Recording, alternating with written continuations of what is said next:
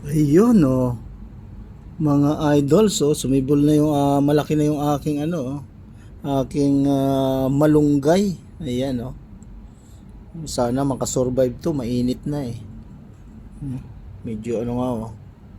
Medyo yellowish nga yung kanyang dahon, oh. Nakapagpatubo din tayo ng malunggay. Ayan, oh, meron din tayo ditong avocado. Sama-sama na sa isang paso eh. Merong tanglad, oh, ayan. Meron din tayo ditong lemon. Magkahalo ito eh, lemon at saka ayan, dikit-dikit bagong sibol yan eh. Oh. Lemon at saka yung anong tawag dyan, orange. Oh, tapos dito sa kabila naman yan, may alugbati, merong sibuyas dahon, merong pineapple. Wala tayong mapagtaniman eh. Kaya sa isang paso, napakaraming klase ng napakaraming klase ang tanim natin. Ayan oh, iba-iba. Ayan yung ating alugbati oh. Oh, nagbunga na yung alugbati natin oh.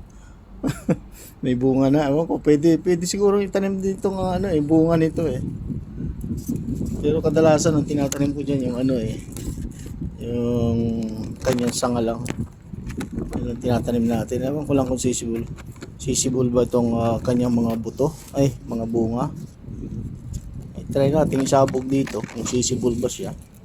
Ayan, kung tutubo ba siya. Sana itong malunggay natin, tagal-tagal nating nakapagpasibol ng malunggay eh.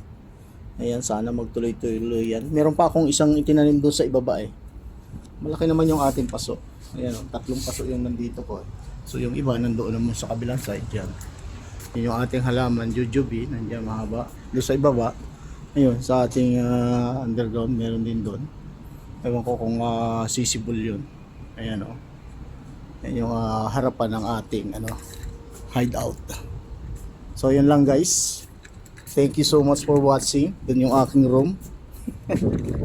Thank you so much. Pang reels natin yan today.